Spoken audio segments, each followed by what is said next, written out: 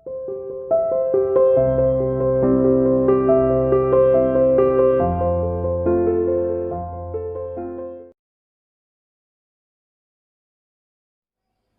dear student, welcome to CA International School online classes.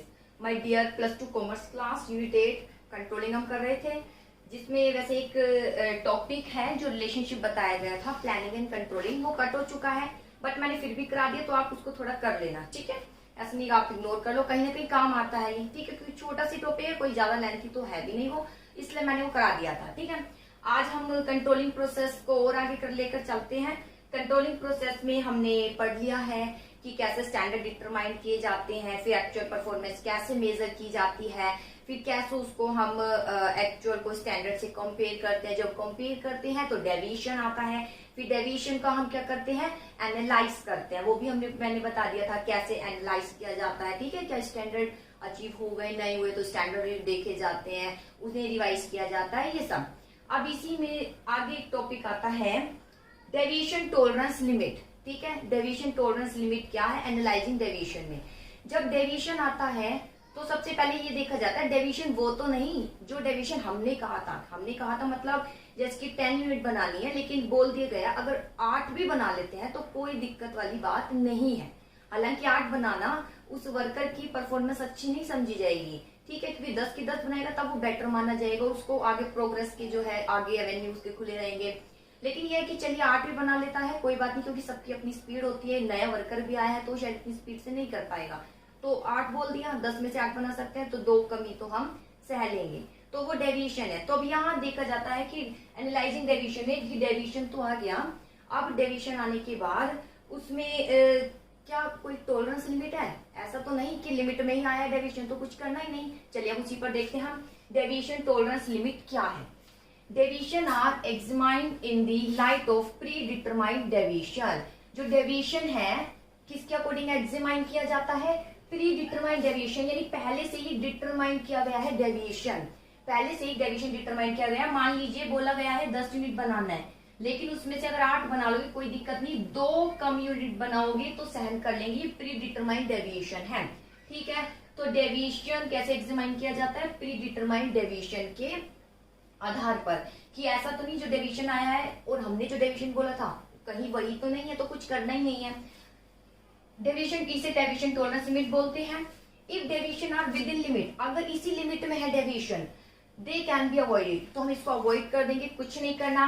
But if they cross the limit, लेकिन अगर ये cross कर देता है limit, they should be reported to the higher level manager, तो इसे हम क्या करेंगे, हायर लेवल मैनेजर तक पहुंचाएंगे विदाउट एनी डिले, बिना किसी डिले करे। फिर ध्यान दीजिए डेविएशन टॉलरेंस लिमिट मतलब क्या है, इसके अंतर्गत डेविएशन को देखा जाता है, जो हमने प्री डिटरमाइंड डेविएशन बोला है उससे तुलना की जाती है, डेविएशन की प्री डिटरमाइंड डेविएशन से तुलना की जाती है। अगर डेविएशन वही है, जैसे 2 यूनिट कम बनाना है, कम बनाओ तो कोई दिक्कत नहीं है, और वही 2 यूनिट कम बनी है तो कोई दिक्कत नहीं है, लिमिट में ही डेविएशन आया है तो अवॉइड कर देंगे।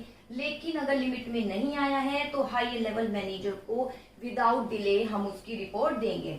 देयर आर 2 इंपॉर्टेंट प्रिंसिपल है, ठीक है। यहाँ डेविएशन टॉलरेंस लिमिट के 2 इंपॉर्टेंट प्रिंसिपल है, और ये टॉपिक बहुत इंपॉर्टेंट है, काफी आता है, ये रिपीट काफी पूछा जाता है केस स्टडी में भी। 2 इंपॉर्टेंट प्रिंसिपल है, ठीक है। अगर आ जाए ना कंट्रोलिंग प्रोसेस में, कंट्रोलिंग प्रोसेस के प्रिंसिपल बताइए तो यही प्रिंसिपल आने हैं। 2 इंपॉर्टेंट प्रोसेस है, principle of critical point control यानी महत्वपूर्ण बिंदु का सिद्धांत, और principal of management by exception यानी अपवाद का सिद्धांत। अब देखते हैं हम इसकी explanation. Principle of critical point control, महत्वपूर्ण बिंदु का सिद्धांत मींस क्या है, क्रिटिकल पॉइंट, महत्वपूर्ण बिंदु पर फोकस करना। इसके अंतर्गत मैनेजर क्या करता है, जो महत्वपूर्ण एरिया है उस पर खुद कंट्रोल करता है, बाकी एक्टिविटी किसको दे देता है, अपने सबऑर्डिनेट को दे देता है, तो इसे बोलते हैं principle of critical point control. Principal of management by exception means इसमें कमी देखी जाती है, कि जैसे हमने कोई कमी बताई 2 यूनिट कम बनेगी कोई दिक्कत नहीं है, लेकिन अगर इससे ज्यादा होगा तो टॉप लेवल तक इसकी रिपोर्ट पहुंचाई जाएगी, इसे बोलते हैं principal of management by exception. जैसे देखिए आपकी बुक में, it is neither economical nor easy to have a check on all the activity of an organization. ना तो कोई इकोनॉमिकल होता है ना ही इजी होता है कि सारी एक्टिविटी को भाई एक व्यक्ति कर ले, सारी एक्टिविटी को चेक किया जा सके, ठीक है। Hence, those activities should be determined which are important to the success of an organization. इसलिए वह एक्टिविटी, ठीक है, principle of critical point control, इसलिए सारी एक्टिविटी को देखना पॉसिबल नहीं होता है, ठीक है। और जैसे एक व्यक्ति है, सारी एक्टिविटी करना उसके लिए पॉसिबल नहीं है, इसलिए महत्वपूर्ण एक्टिविटी करता है। ऐसे ही ये पॉइंट उसी से सिमिलर है जैसे मैंने अभी स्टार्टिंग में बताया था। क्रिटिकल पॉइंट कंट्रोल, जैसे एक व्यक्ति सारी एक्टिविटी अकेले नहीं कर सकता, ठीक है, वो कुछ की एक्टिविटी करता है, ऐसे ही सारी एक्टिविटी पर कंट्रोल नहीं किया जा सकता, केवल कुछ महत्वपूर्ण एक्टिविटी पर कंट्रोल करना ही कहलाया जाता है क्रिटिकल पॉइंट कंट्रोल। फिर सुन लीजिए, ऑर्गेनाइजेशन की सारी एक्टिविटी पर कंट्रोल करना पॉसिबल नहीं होता, केवल महत्वपूर्ण बिंदु पर कंट्रोल करना ही क्या कहलाया जाता है, क्रिटिकल पॉइंट कंट्रोल। देखिए, क्योंकि ना तो इकोनॉमिकल होता है ना ही बहुत इजी होता है कि सारी एक्टिविटी को हम क्या कर सके, देख सके, इसलिए वह एक्टिविटी जो ऑर्गेनाइजेशन की सक्सेस के लिए, जो ऑर्गेनाइजेशन की सक्सेस के लिए क्या होती है, महत्वपूर्ण होती है, उसे बोलते हैं की रिजल्ट एरिया, और उसी पर क्या करता है मैनेजर सबसे ज्यादा फोकस करता है। It means manager should not be involve in small insignificance activity. इसका अभिप्राय मैनेजर छोटी एक्टिविटी यानी कम महत्वपूर्ण एक्टिविटी की ओर अपना ध्यान नहीं देगा, वो केवल इंपॉर्टेंट एरिया की ओर ही अपना ध्यान देगा, ठीक है। वो कहलाई जाती है principle of critical point control, यानी कंट्रोल तो करना है लेकिन क्रिटिकल पॉइंट जहां महत्वपूर्ण एरिया है उस पर कंट्रोल करना है, ठीक है। और जैसे कि where unfavourable result can cause have loss to the enterprise. Critical point control मतलब क्या है कि ऐसे एरिया की ओर हमें जो है कंट्रोल करना है जिस पर संस्था की क्या डिपेंड है, सक्सेस डिपेंड है, जिस पर संस्था की क्या डिपेंड है, सफलता डिपेंड है, ऐसे एरिया की ओर क्या करना है, कंट्रोल करना है, ठीक है। जिसमें अगर हमने कंट्रोल नहीं किया तो संस्था को क्या हो सकता है, हैवी लॉस, इसे बोलते हैं क्रिटिकल पॉइंट कंट्रोल। अब आता है principle of management by exception. क्या है, इसमें एक डिजिट आएगी कि भाई इतने % कमी सहन कर लेंगे, इससे ज्यादा नहीं। Management by exception, according to this principle manager should take corrective action when there is exceptional deviation.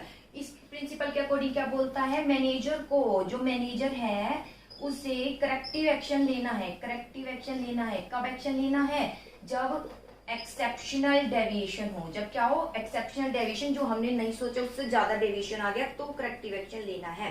Exceptional deviation means good या बैड, जो है गुड है या फिर किससे है, बैड जो है डेविएशन से, या तो अच्छा डेविएशन आया है तब करेक्टिव एक्शन लिए जाते हैं एक अच्छे के लिए कि इतना अच्छा रिजल्ट कैसे है, 10 बोला 12 यूनिट कैसे बनी, ठीक है, इतना अच्छा कैसे आया, तब भी करेक्टिव एक्शन लेते हैं, मैंने बोला था ना। और कम है तब तो लिए ही जाएंगे।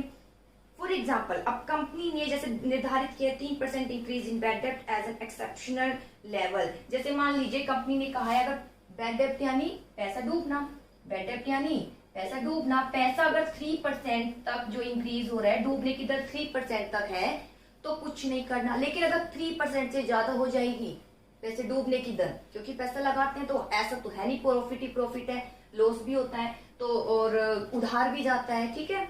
तो अगर बैड डेब्ट 3% है तो कुछ नहीं करना, अगर इससे ज्यादा है तो हमें क्या करना पड़ेगा, टॉप लेवल, तो मैनेजर टॉप लेवल तक इसकी सूचना देगा। जैसे यहाँ है, it means increase in bad डेब्ट अप टू 3%, अगर 3% तक है, should not be brought to the notice of manager concern. अगर केवल 3% तक है तो कुछ नहीं करना, लेकिन 3% से ज्यादा आ जाता है, 4% समथिंग या 3.5%, तो किसको देनी इसकी सूचना, टॉप लेवल को। किसको देनी है, टॉप लेवल को। तो ये है बेटा deviation tolerance limit. Deviation tolerance limit जिसके अंतर्गत डेविएशन को एग्जामिन किया जाता है डेविएशन टॉलरेंस लिमिट से, जो हमने प्री डिटरमाइन की थी। इसके 2 प्रिंसिपल हैं, critical point control, principal of management by exception. Critical point control के अंतर्गत क्या है कि जो ऑर्गेनाइजेशन है सारी एक्टिविटी पर कंट्रोल नहीं कर सकती, इसलिए वो कुछ महत्वपूर्ण एक्टिविटी पर ही कंट्रोल करती है, जिस पर संस्था की क्या डिपेंड करती है, सक्सेस। अगर इस पर कंट्रोल नहीं करेगी संस्था को हैवी क्या होगा, लॉस। तो उस एक्टिविटी पर कंट्रोल करना कहलाया जाता है क्रिटिकल पॉइंट कंट्रोल। यहाँ एक्टिविटी है, ये क्रिटिकल पॉइंट कंट्रोल किससे रिलेटेड है, एक्टिविटी पर जो है हमें ध्यान रखना है। यहाँ principal of management by exception में एक डिजिट आ जाएगी, ठीक है, कि एक्टिविटी पर तो ध्यान रख रहे हैं, लेकिन अगर उसमें कोई कमी है, ठीक है, जैसे 3% पैसा डूब गया, ठीक है, 3% तक डूब जाता है, कोई दिक्कत नहीं। अगर इससे ज्यादा होगा तो टॉप लेवल तक इसकी सूचना दी जाएगी। तो मैनेजमेंट बाय एक्सेप्शन में एक डिजिट आ जाएगी कि इतने % तक है तो ठीक है, अगर इससे ज्यादा है तो सूचना दी जाएगी। 10 से 8 यूनिट बनाओगे कोई दिक्कत नहीं, 8 से भी कम यूनिट बनाई जाएगी तो टॉप लेवल तक इसकी सूचना दी जाएगी। ये कहलाया जाता है principle of management by exception. चलिए अब आते हैं एडवांटेज क्या है critical point control management by exception दोनों प्रिंसिपल के। सबसे पहले by taking care of important deviation both time and effort are save. देखिए इसके अंतर्गत इसका एडवांटेज यानी क्या लाभ है, दोनों का लाभ ये हो गया कि दोनों प्रिंसिपल यूज करके हम किसकी सेविंग कर पाते हैं, टाइम और कॉस्ट की। किसकी, टाइम। देखिए यहाँ पर तो महत्वपूर्ण एक्टिविटी पर ध्यान दे रहे हैं, तो क्रिटिकल पॉइंट कंट्रोल है ये क्या सेव कर रहा है, हमारे टाइम को, ठीक है।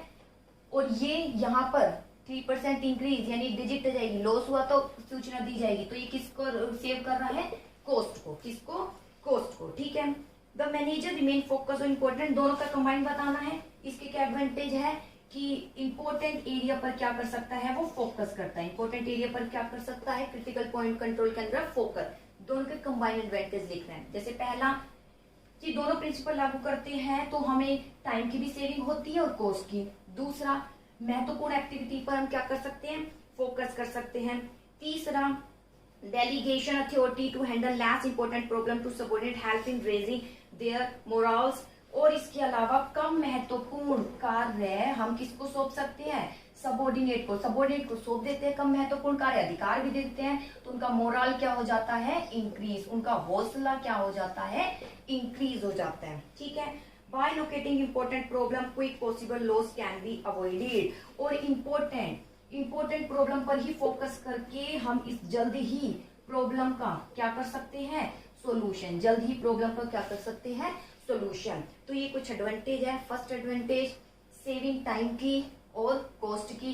दूसरा, महत्वपूर्ण एक्टिविटी पर ध्यान फोकस कर सकते हो, महत्वपूर्ण एक्टिविटी पर फोकस कर रहे हो यानी कम महत्वपूर्ण एक्टिविटी सबऑर्डिनेट को देखकर उनका हौसला बढ़ा रहे हो। लास्ट, जब उनको हौसला भी बढ़ा रहे हो, महत्वपूर्ण एक्टिविटी पर फोकस करो तो जो प्रॉब्लम क्रिएट होगी उसका सोल्यूशन जल्द ही हो पाएगा। तो ये है बेटा इसके एडवांटेज। इसके बाद आता है क्या कॉजेज है डेविएशन के। डेविएशन किस किस कारण से आता है, देखिए डेविएशन किस किस कारण से आता है। सबसे पहले आता है ह्यूमन कॉजेज। सबसे पहले कौन सा कॉजेज आता है, ह्यूमन कॉजेज, ठीक है।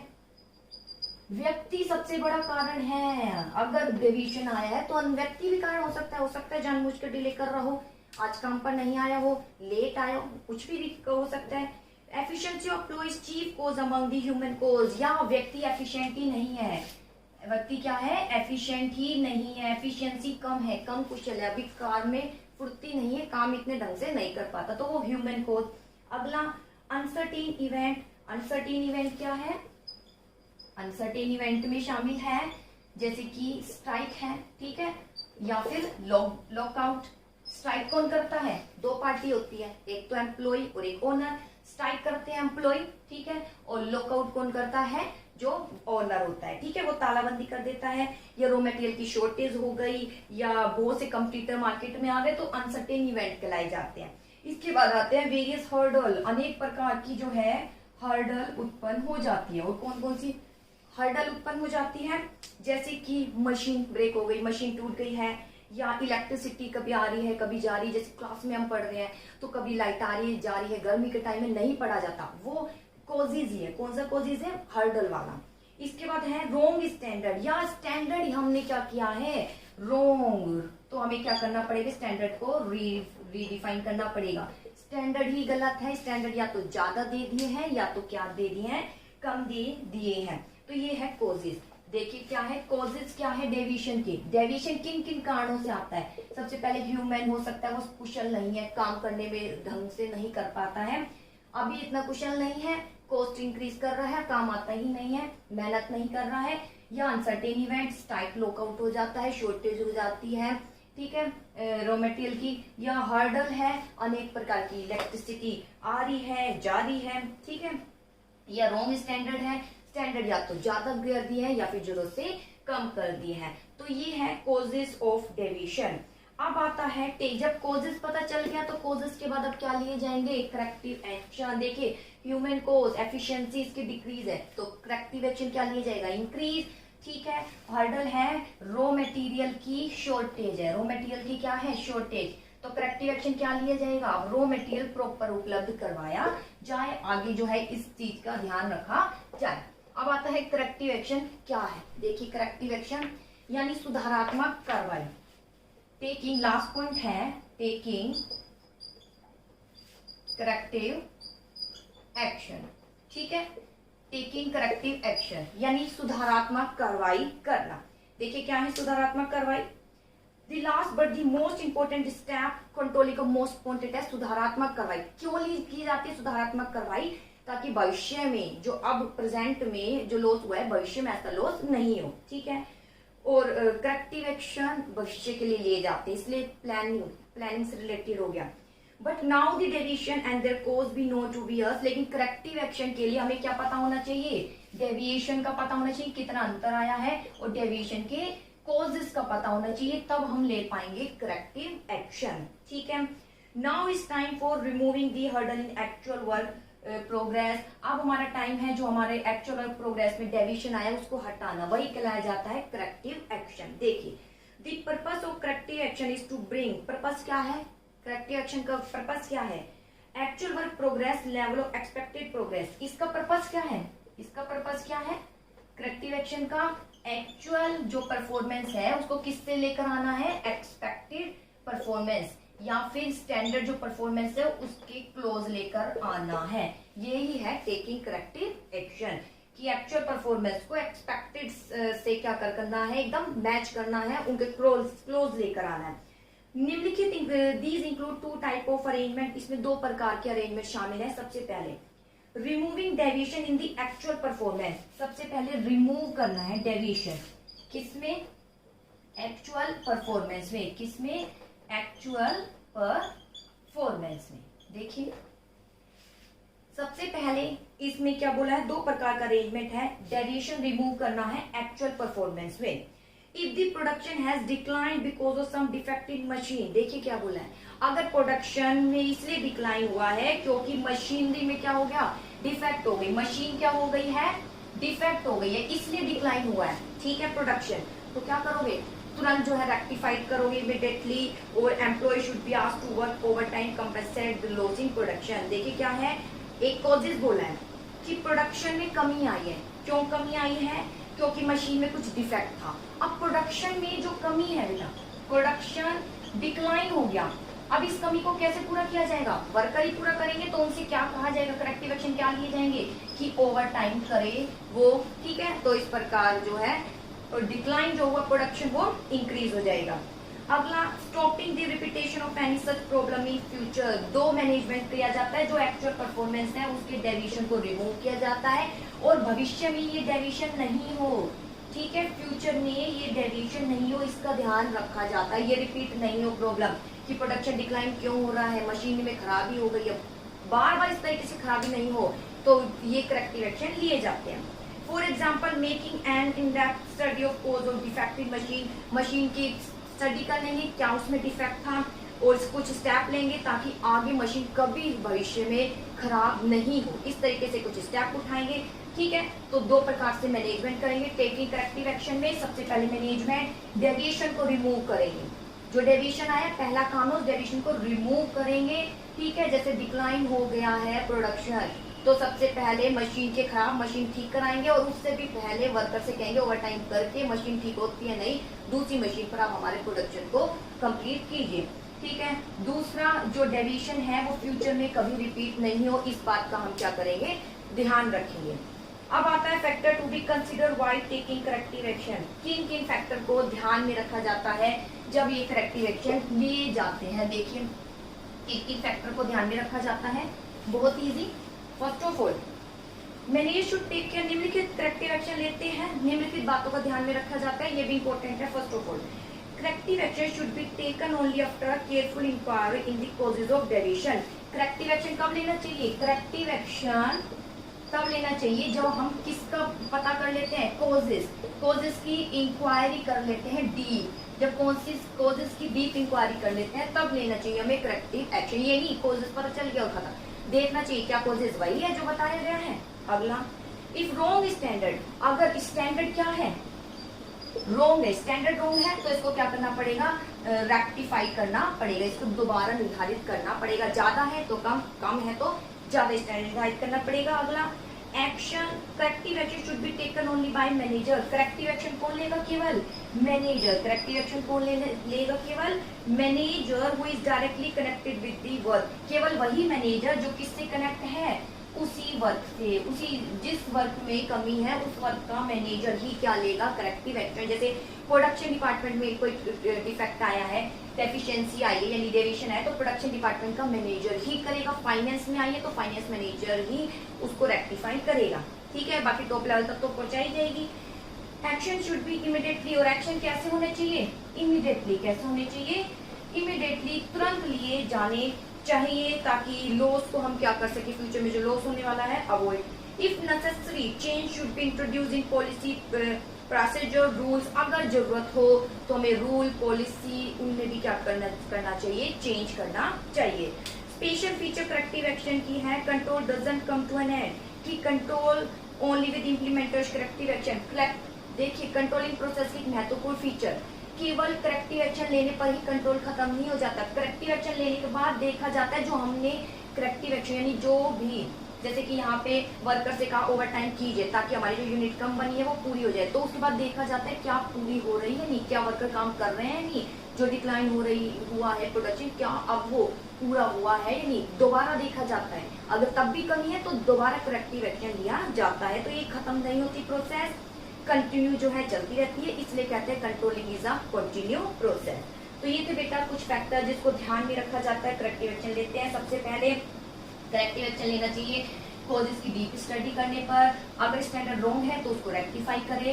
करेक्टिव एक्शन वही मैनेजर लेगा जिसके डिपार्टमेंट में डेविएशन आया है, और करेक्टिव एक्शन तुरंत लेने चाहिए ताकि लॉस को हम क्या कर सके, अवॉइड कर सके। अब एक टेबल बनाई हुई है जिसमें कॉजेज दे रखे हैं, जैसे कि डिफेक्टिव मटेरियल, मटेरियल में डिफेक्ट है ये कारण है, तो करेक्टिव एक्शन क्या होगी, मटेरियल में डिफेक्ट है यानी क्वालिटी बेकार है तो क्वालिटी को क्या करेंगे, इंक्रीज करेंगे, ठीक है, चेंज करेंगे क्वालिटी ताकि फिनिश गुड्स अच्छा बने। मशीन डिफेक्ट है, ठीक है, टूल किट देख सकते हो, मशीन डिफेक्ट है तो करेक्टिव एक्शन क्या करोगे, रिपेयर कराओगे उसको या उसको चेंज कर दोगे। ऑब्सोलेट मशीन, मशीन पुरानी हो चुकी है अब उसका ट्रेंड नहीं है तो फिर नई मॉडर्न मशीन लेकर आओगे। डिफेक्टिव प्रोसेस, जो हम प्रोसेस फॉलो कर रहे हैं मैनेजमेंट की, जो प्रोसेस फॉलो कर रहे हैं किसी भी काम को करने की, वो अब पुरानी हो चुकी है।